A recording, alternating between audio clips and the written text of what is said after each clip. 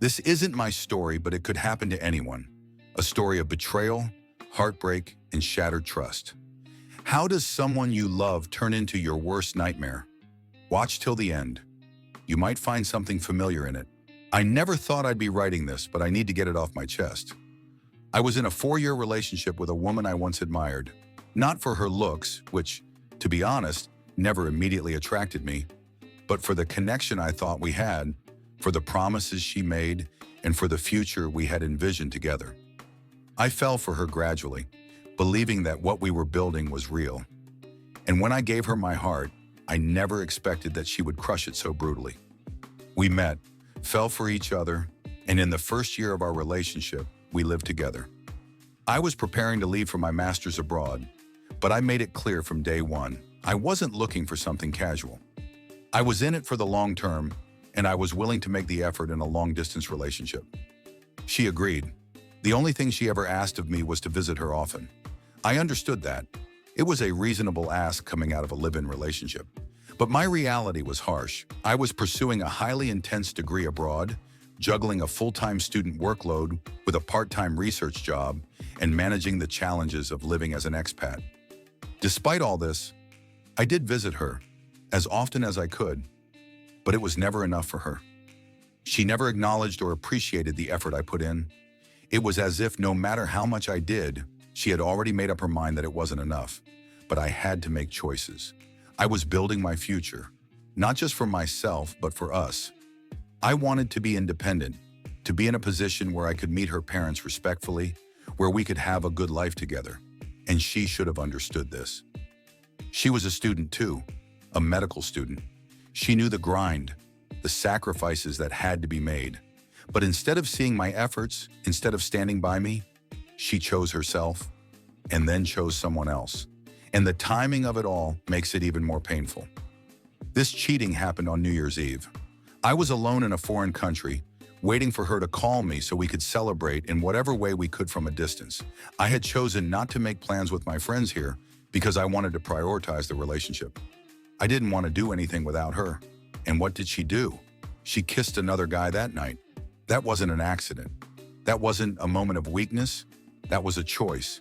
And her first reaction to me calling it quits because of her disloyalty was to open up the relationship. The amount of shit this person could speak just to avoid any sort of accountability is just bizarre to me. And then, just a few days before my birthday, she slept with the same guy. That was my birthday gift from her, the news that she had given her body to someone else. The body that she once told me was only for me. The body that she had made sacred promises about. And she didn't just promise these things in words. She had taken me to our temples, places that our families deeply regard as sacred, and made promises about a future together. She involved both our families in our relationship. Her family approved of me. They knew about me. They expected to meet me as a potential future husband. And she made her commitment to me even more real by giving me her grandmother's ring, a family heirloom, as a promise ring. This wasn't just any piece of jewelry. This was a symbol of our future, a representation of trust and loyalty, something that carried the weight of generations in her family. And yet, despite all of that, she still chose to betray me in the most humiliating way possible. At first, she only admitted to kissing the guy. The next morning, she called me crying, acting confused, barely admitting what she had done. When I confronted her and told her I was done, she didn't try to fix things.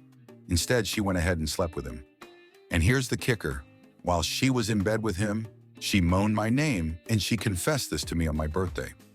She was literally betraying me, but her mind was still on me. If that isn't proof of how lost, confused, and messed up she was, I don't know what is. And then, after all of that, after betraying me in the most humiliating way possible, she suddenly had a realization. Maybe I'm not over my ex-boyfriend yet, so she came crawling back, suggesting couples therapy. Not because she genuinely wanted to fix what was broken, but because she needed to lessen her guilt. She needed a way to make herself feel like she wasn't the villain in this story. And her friends, they blindly defended her. None of them told her she was wrong. None of them called her out. Instead, they focused on me, saying that calling her actions slutty was out of line. completely ignoring the actual betrayal she committed. Her own parents barely reacted. Her father just said, "Good guys are rare to come by." Her mother? No real reaction. She faced zero consequences from the people around her. Meanwhile, I was the one left shattered, humiliated, trying to make sense of how the person I loved could do this to me. And then there's the ultimate irony. This is a woman who wept over a fictional dog dying in A Dog's Purpose years ago. But when my real-life dog, the one who had saved me, the one I loved more than anything, passed away, she had zero empathy. Her only response? "I am posted in a morgue. I see death every day. It doesn't affect me anymore." And then she went out partying almost every day throughout the week when my dog passed away. She never truly cared about my pain. She was never really there for me. The last 6 months of our relationship, I felt like I was stranded, alone, and emotionally neglected. And now looking back, I realize that's because she had already checked out.